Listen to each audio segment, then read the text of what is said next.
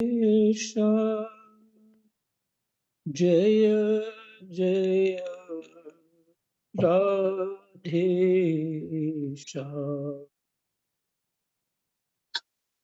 श्री राम जय राम जय जय राम जय जय सीताराम जय जय राधे श्याम श्री गणेशाय नमः। श्री सीतारामाभ्यां नमः। श्री हनुमते नमः। श्री उमापते नमः। श्री गुरुवे नमः। सब संतन की जय जय जय जय सीताराम राधे श्याम।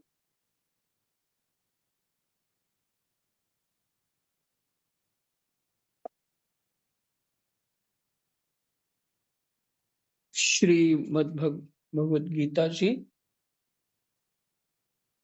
अध्याय 7 और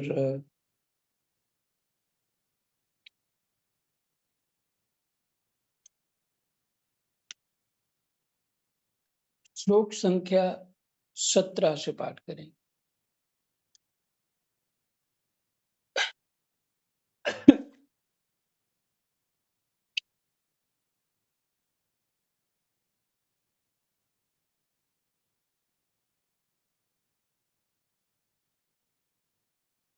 राम।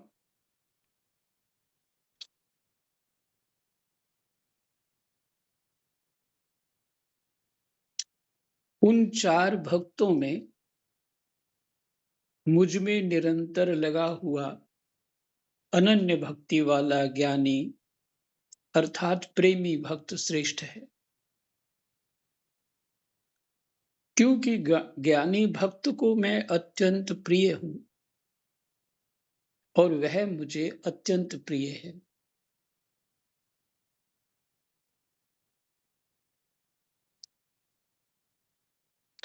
अर्थार्थी आर्त और जिज्ञासु भी भगवान को प्रिय है और ज्ञानी विशेष प्रिय है, यही भाव है। स्वामी जी लिखते हैं, अर्थार्थी आर्त और जिज्ञासु सर्वथा भगवान के सम्मुख नहीं होते, मरण पूर्ण रूप से, परंतु प्रेमी भक्त निष्काम होने से सर्वथा भगवान के सम्मुख होता है। इसलिए भक्त और भगवान दोनों में परस्पर प्रतिक्षण वर्धमान प्रेम की लीला चलती रहती है। पीछे आपने सुना, जो जगत जड़ चेतन जगत है, जो उसके गुण भी हैं, सत्व रज तम, इन सबको शक्ति जो मिली है परमात्मा से ही मिली, परमात्मा के आश्रय से ही मिली।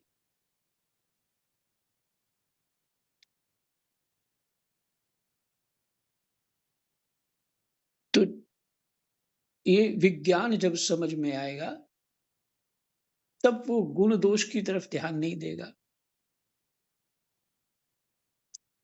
धन की आवश्यकता है तो भगवान से ही मांगेगा, गलत नहीं है।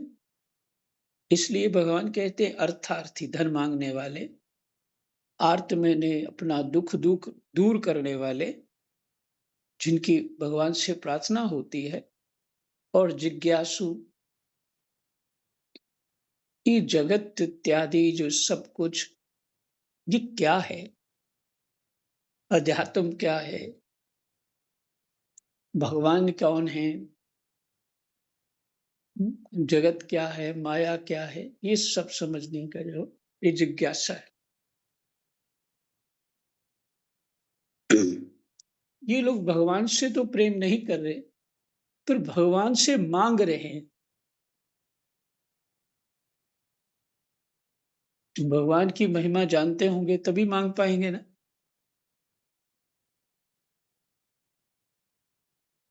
अर्थात जब भी भगवान की प्राप्ति काम क्रोध लोभ मोह अहंकार से भी हो सकती है, तो भी तो फिर ये अर्थार्थी आर्त और जिज्ञासु को भगवान छोड़ कैसे सकते हैं?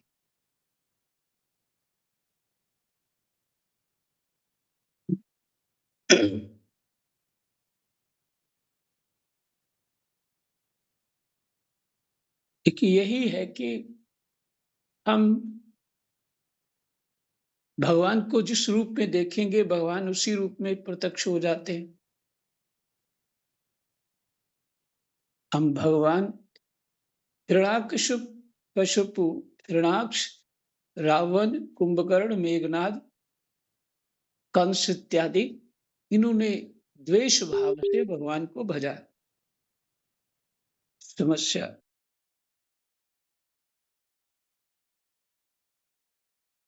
सीताराम।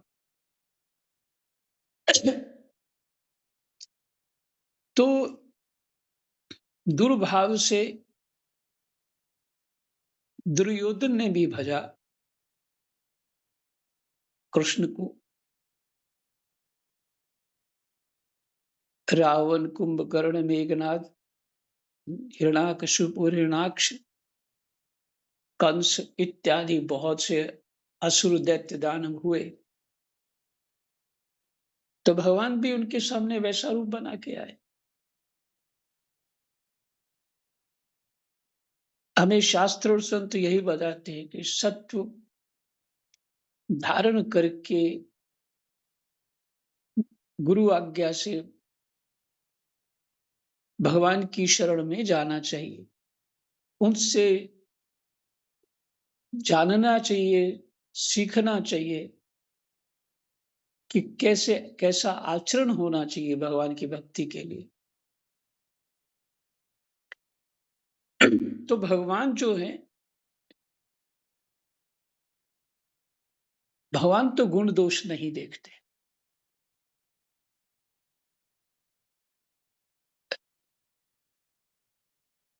दुर्भाव से उनसे भजोगे तो वो वैसे प्रकट हो जाते हैं, सद्भाव से भजेंगे तो वैसा प्रकट हो जाते हैं।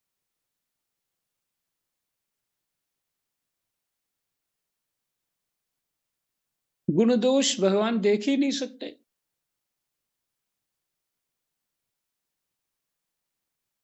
कि उनकी सत्ता से ही जगत में जो कुछ हो रहा है उनकी सत्ता से ही है।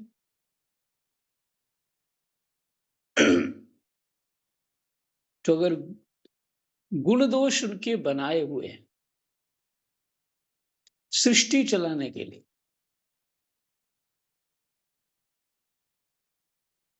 और यही है जो गुण दोष हैं, आरंभ कहां से होता है? सत्व रज तम, तीनों के स्वभाव अलग अलग हैं।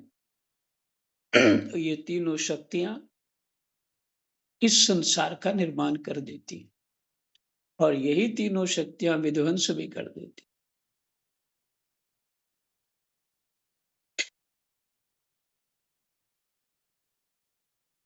तो स्वामी जी कहते हैं अर्थार्थी आर्त और जिज्ञासु सर्वथा भगवान के सम्मुख नहीं होते, परंतु प्रेमी भक्त निष्काम होने से सर्वथा भगवान के सम्मुख होता है। तो मैं सिर्फ इतना कहना चाहता हूं, कैसे भी भजो, मांगना है तो मांगो भगवान से, विश्वास होगा तो मांगोगे ना, नहीं तो झूठ और कपट पे विश्वास तो हमको है ही, ऐसा करेंगे तो मिल ही जाएगा। झूठ और कपट पे विश्वास है ही, झूठ बोल लो कपट करो तो मिल जाएगा, पक्का विश्वास है। लेकिन भगवान पे विश्वास विश्वास जो है सद्बुद्धि से ही हो पाता है। तो मांगे तो भगवान पे दृढ़ विश्वास होगा तभी। अर्थार्थी धन मांगने वाला, अर्थ अपने दुख को निवारण करने वाला और जिज्ञासु जानने वाला, जिज्ञासु जानने की इच्छा वाला सर्वथा भगवान के सम्मुख नहीं होती ये तीनों, ऐसा कहा पूर्ण रूप से।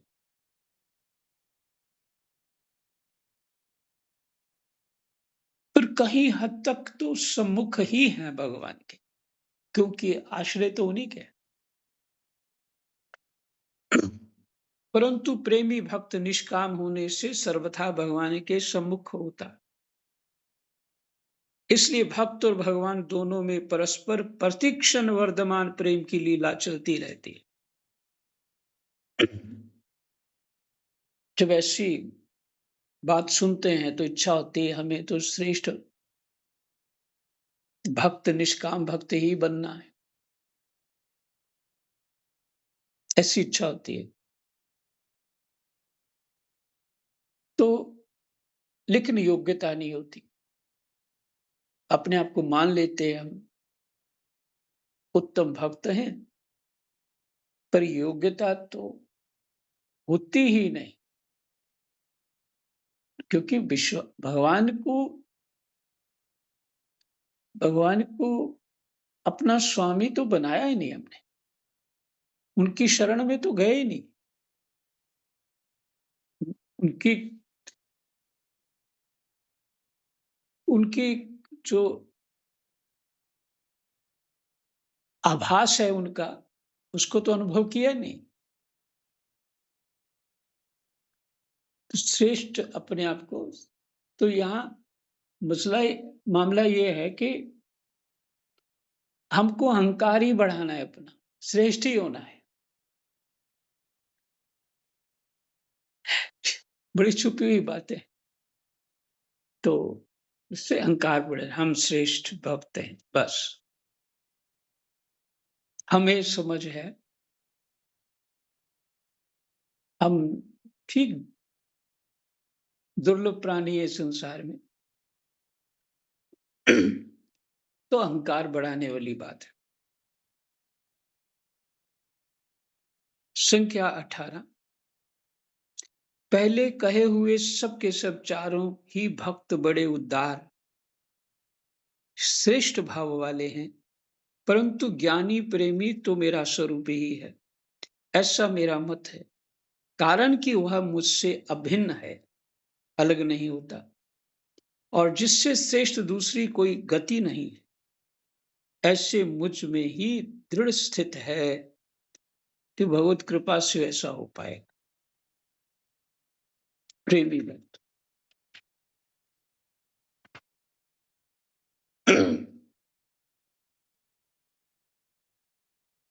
संख्या 19। बहुत जन्मों के अंतिम जन्म में, अर्थात मनुष्य जन्म में सब कुछ परमात्मा ही है। इस प्रकार जो ज्ञानवान मेरे शरण होता है, वह महात्मा अत्यंत दुर्लभ है।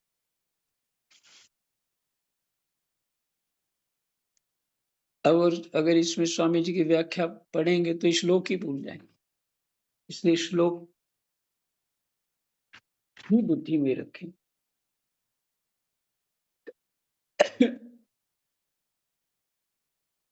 परंतु उन संख्या 20।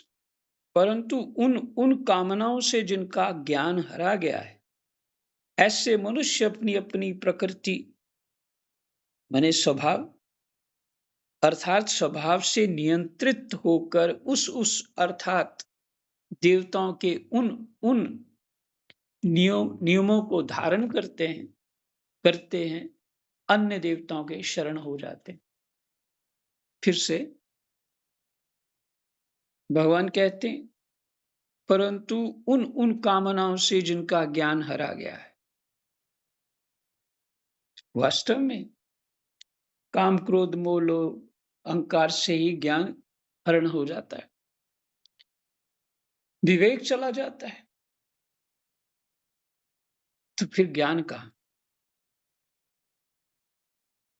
ऐसे मनुष्य अपनी अपनी प्रकृति माने स्वभाव से नियंत्रित होकर उस अर्थात देवताओं के उन नियमों को धारण करते हुए अन्य देवताओं की शरण जाते हैं।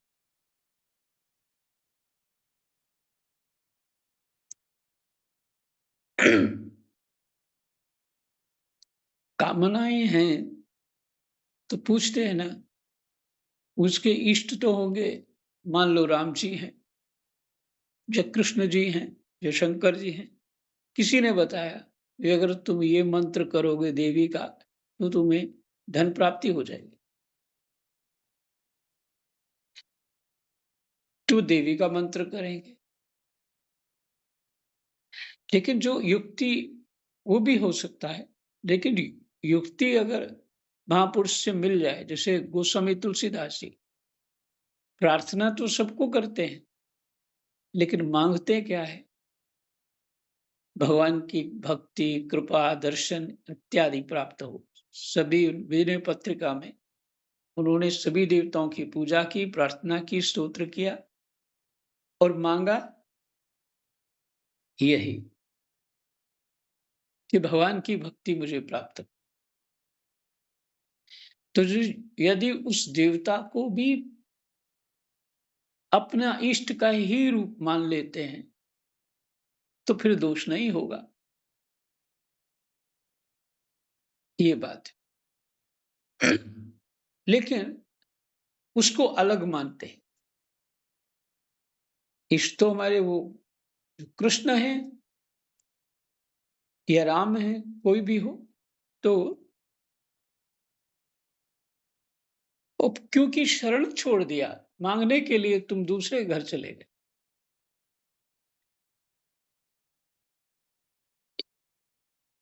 इसमें स्वामी जी की व्याख्या से हो सकता खुल जाए, तो व्याख्या सुना देता। जो मनुष्य भगवान से विमुख हैं और संसार के सम्मुख हैं,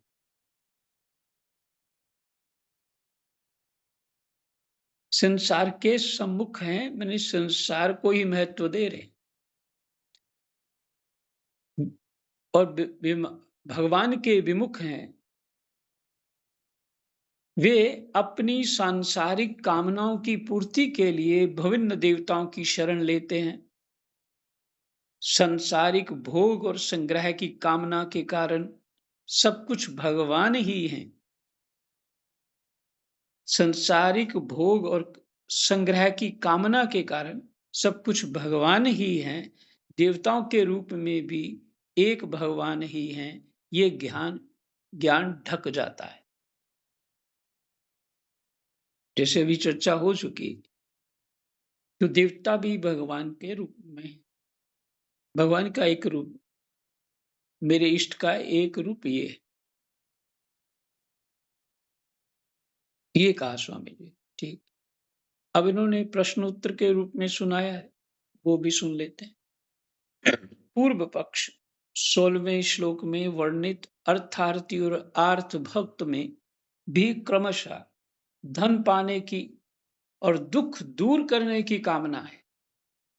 फिर इस श्लोक में वर्णित कामना वाले मनुष्य की निंदा क्यों की गई है? उत्तर पक्ष, दोनों प्रकार के मनुष्य में परस्पर बड़ी भिन्नता है। 16वें श्लोक में वर्णित मनुष्य भक्त हैं और इस श्लोक में वर्णित मनुष्य संसारिक हैं। वो मांगते हैं, अपने इष्ट से ही मांगते हैं और ये दिमाग संसार के सम्मुख हैं, भगवान के विमुख हैं। इसलिए कहा ये संसारिक हैं। भक्तों में भगवान की मुख्यता है और संसारिक मनुष्यों में कामना पूर्ति की मुख्यता है। भक्त एक भगवान का ही आश्रय लेते हैं, पर संसारिक मनुष्य अनेक देवी देवताओं का आश्रय लेते हैं, क्योंकि उन्हें कामना पूर्ति से मतलब है, देवताओं से नहीं। ये भी समाधान हो गया। संख्या 21। जो भक्त जिस जिस देवता का श्रद्धा पूर्वक पूजन करना चाहता है, उस देवता में ही मैं उसी श्रद्धा को दृढ़ कर देता हूँ।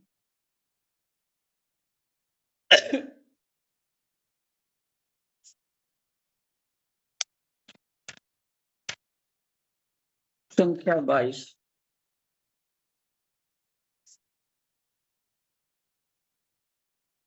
उस मेरे द्वारा दृढ़ की हुई श्रद्धा से युक्त होकर मनुष्य उस देवता की सकाम भाव पूर्वक उपासना करता है और उसकी वह कामना पूरी भी होती है, परंतु वह कामना पूर्ति मेरे द्वारा ही विहित की हुई होती है।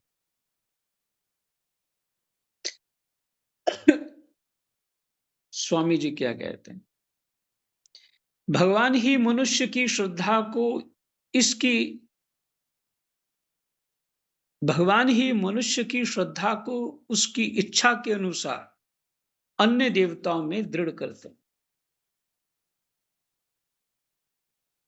भगवान ही मनुष्य की श्रद्धा को उसकी इच्छा के अनुसार, माने जो व्यक्ति विशेष है उसकी इच्छा के अनुसार अन्य देवताओं में दृढ़ करते हैं और वे ही अन्य देवताओं के द्वारा मनुष्य की कामनाओं की पूर्ति करवाते हैं। पीछे जो एक सहयोग होता है वो भगवान का ही होता है। इसका यही भाव है। यह भगवान की उदारता है, परंतु मनुष्य यही समझता है कि अन्य देवताओं की उपासना से मेरी कामना पूर्ति हुई है। भगवान ने नहीं की है, दूसरे ने करी है, उस देवता ने। जैसे कलयुग में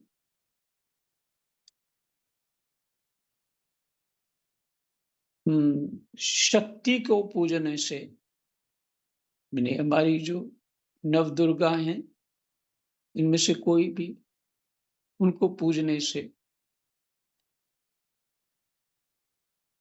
और माने उनकी उपासना करने से बहुत जल्दी कामना पूर्ति होती है। गणेश जी को पूजने से कामना पूर्ति होती है। सूर्य को पूजने से, ऐसे पंचदेव हैं उनको पूजने से होती है। एक गणेश और शक्ति कलयुग में विशेष कहा गया है। और साधक तो चाहते हैं भगवान की कृपा प्राप्त करना, लेकिन वो अपनी कामना के लिए बड़ा आतुर होता है। उसके चित्त में रहता है कि मैं भगवान का भजन तो करूंगा ही, पर जो मेरी आवश्यकता पहले मैं वो पूरी कर लेता हूँ।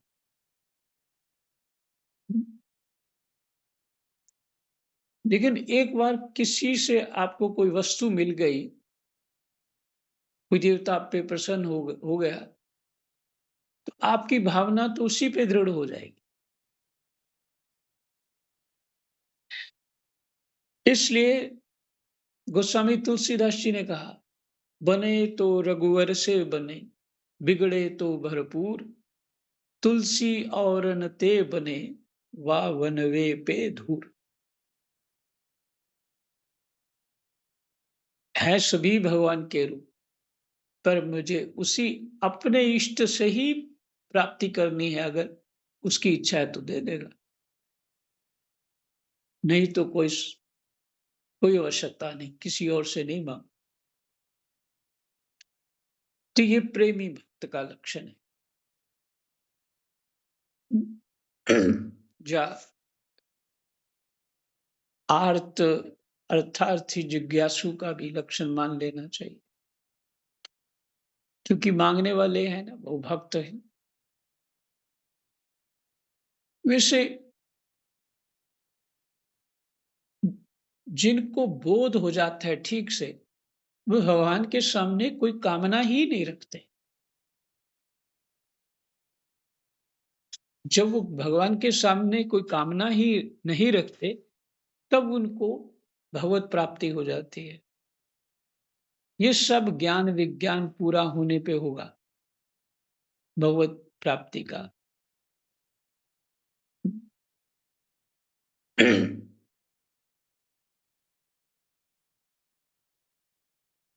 तो प्रेम उत्पन्न हो जाएगा भगवान के प्रति। सीताराम। तो स्वामी जी लिखते हैं, ये भगवान की उदारता है, परंतु मनुष्य यही समझता है कि अन्य देवताओं की उपासना से मेरी कामना पूर्ति हुई है। वास्तव में सभी देवता भगवान के अधीन हैं। उन्हें कामना पूर्ति का अधिकार और सामर्थ्य भगवान का ही दिया हुआ है। संख्या 23।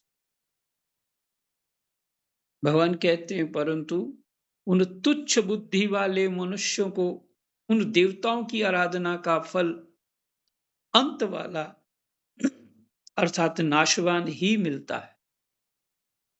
जो मांगा, माने मान लो धन मांग लिया, तो धन जितना होगा उसके बाद तो खत्म ही हो जाएगा, नाशवान हो गया। और जब मान लो जिसने मांगा उसका शरीर ही छूट गया, तो भी तो नाशवान ही।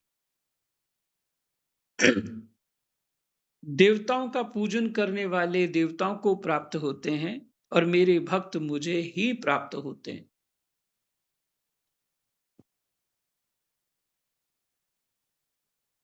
फिर से चिंतन करते हैं, कहाँ कह रहे हैं?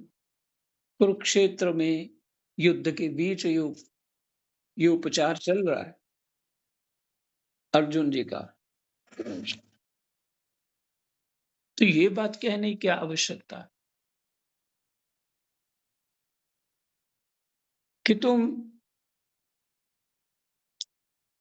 भगवान पीछे कहे या अपना अपना स्वरूप प्रकट बता रहे हैं, मैं ही वो तत्व हूँ और तुम्हें उस तत्व की प्राप्ति के लिए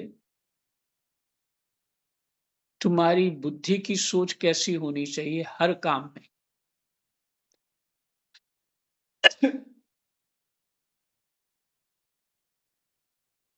बुद्धिहीन मनुष्य मेरे, संख्या 24। फिर से 23 वाली श्लोक पढ़ लेते हैं। परंतु उन तुच्छ बुद्धि वाले मनुष्यों को उन देवताओं की आराधना का फल अंत वाला ही मिलता है। देवताओं का पूजन करने वाले देवताओं को प्राप्त होते हैं और मेरे भक्त मुझे ही प्राप्त होते हैं। तो इस जीव स्वयं सोच ले के देवलोक में जाना है कि भगवान की सेवा प्राप्त करनी है या भगवान के लोक में जाना है। संख्या 24। बुद्धिहीन मनुष्य मेरे परम अविनाशी और सर्वश्रेष्ठ भाव को न जानते हुए, बुद्धिहीन मनुष्य मेरे परम अविनाशी और सर्वश्रेष्ठ भाव को न जानते हुए मन इंद्रिय से पर मुझ सच्चिदानंद परमात्मा को मनुष्य की तरह शरीर धारण करने वाला मानते हैं। मुझे भी अपना जैसा मानते हैं। इनके पास भी 8 प्रकृति हैं, मन बुद्धि चित्त अहंकार और जो पांच पंच महाभूत हमारे जैसे ही ये मानते हैं। कौन? बुद्धिहीन।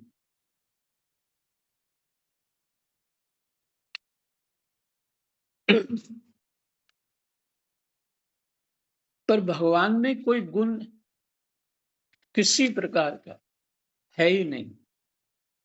वे एक सत्ता है, सच्चिदानंद चेतन। उनका स्वरूप भी कोई बता नहीं सकता पूरी तरह से।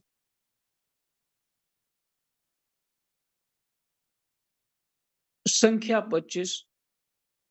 ये जो मूढ़ मनुष्य समुदाय मुझे अज और अविनाशी ठीक तरह से नहीं जानता,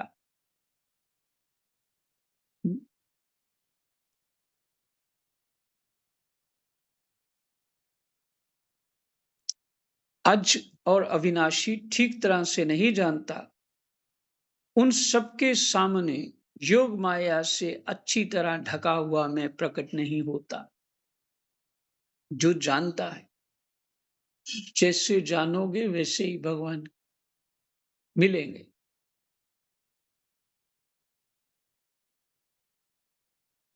देखिए, अज अज शब्द अज के साथ आगे लगा दो र, अजर, अजर अमर, है ना? अज और अजा, अजा शब्द आते ना, अजामिल आएगा आगे।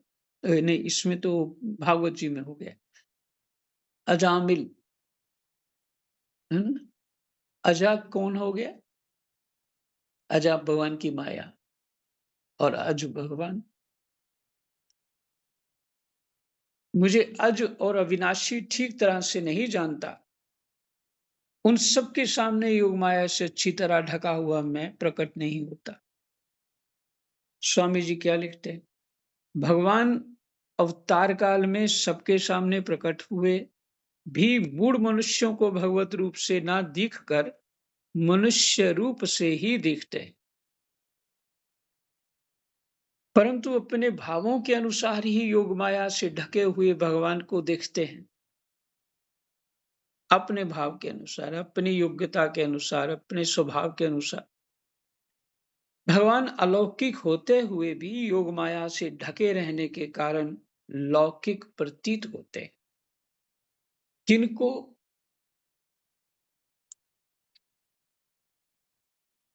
जो मूढ़ हैं।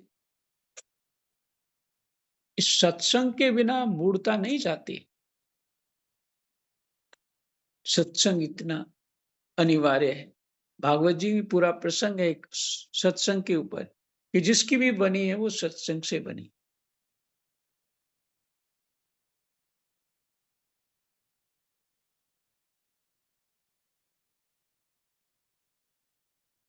संख्या 26। हे अर्जुन, जो प्राणी भूतकाल में हो चुके हैं तथा जो वर्तमान में हैं और जो भविष्य में होंगे, उन सब प्राणियों को तो मैं जानता हूं, परंतु मुझे भक्त के सिवाय कोई भी प्राणी नहीं जानता। मुझे मेरा भक्त ही जानता है और कोई नहीं जानता, पर भगवान सबको जानते हैं।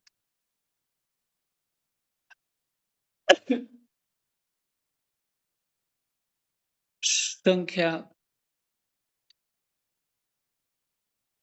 27। कारण कि हे भरत वंश में उत्पन्न शत्रुतापन अर्जुन, इच्छा मने राग और द्वेष से उत्पन्न होने वाले द्वंद मोह से मोहित संपूर्ण प्राणी संसार में अनादि काल से मूर्ता को अर्थात जन्म मरण को प्राप्त हो रहे। मूर्ता को प्राप्त हो रहे हैं, तो मूर्ता होने से जन्म मरण ही होगा।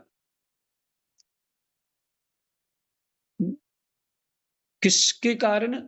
राग और द्वेष के उत्पन्न होने वाले द्वंद मोह से मोहित संपूर्ण प्राणी संसार में जन्म मरण को प्राप्त होते रहते। स्वामी जी लिखते हैं, राग द्वेष रूप द्वंद से ही संसार का संबंध दृढ़ होता है और मनुष्य परमात्मा से विमुख हो जाता है। अतः मनुष्य की प्रवृत्ति तथा निवृत्ति राग द्वेष पूर्वक नहीं होनी चाहिए। जय जय सीताराम। राधे श्याम। कृष्णाय वासुदेवाय हरे परमात्मने प्रणतः क्लेशनाशाय गोविंदाय नमो नमः। जय जय।